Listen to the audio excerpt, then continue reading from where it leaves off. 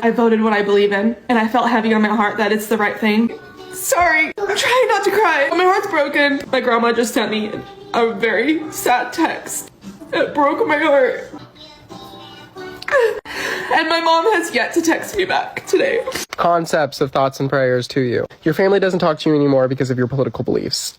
Oh no. I tried to see where you were coming from. Maybe you're close to your family, that's unfortunate. Imagine how it feels for people like me whose family thinks that they shouldn't exist or they're an abomination and that the law should dictate that way. Imagine how it feels to have your family disregard the validity of your existence because they don't agree with who you are. Imagine how people like me feel when their art is being banned state by state because of some negative rhetoric that has shined queer art as something that's predatory or pedophilic. Imagine how it feels to have a president be re-elected who on their first day of presidency took people like me out of the government websites. Imagine how we feel that a president who's been elected has openly talked about removing the Equality Act, taking away protections against discrimination. Imagine how people like me who strive for two presidential candidates on opposite sides of the spectrum, who strive for the same results, just have different opinions on how to get there. Yet we have to vote to defend our right to marry. We have to vote to defend our right to express ourselves through art. We have the right to get any federal job that we want and not have the risk of being fired or prosecuted because of the way that we are. Imagine how people like me feel knowing that a president in his first term took away protections that allowed federally funded jobs and supervisors to discriminate against us on the basis of sexual orientation and gender identity, and that wasn't against the law, it was okay, and they would still be federally funded. And after hearing the video, obviously you have kids. Imagine how people like me feel knowing we have a president who wants to take away my right to adopt, my right to foster, and my right to perform IVF or surrogacy, which can be evidentially backed up by the proposals he put into the Supreme Court in his first presidency and by the promises made to do it again in his second presidency. Your family stopped talking to you because you voted for a president. My family stopped talking to me because they think I should burn in hell forever and that I'm an abomination.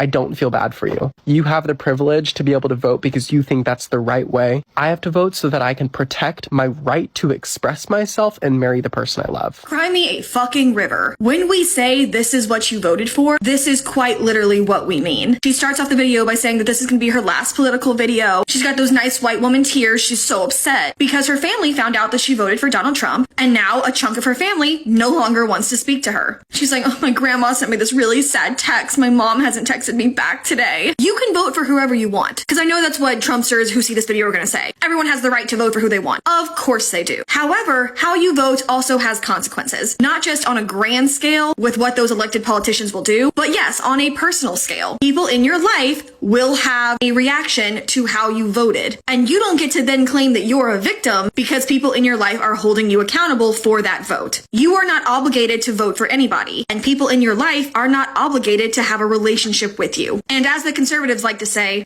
cope harder.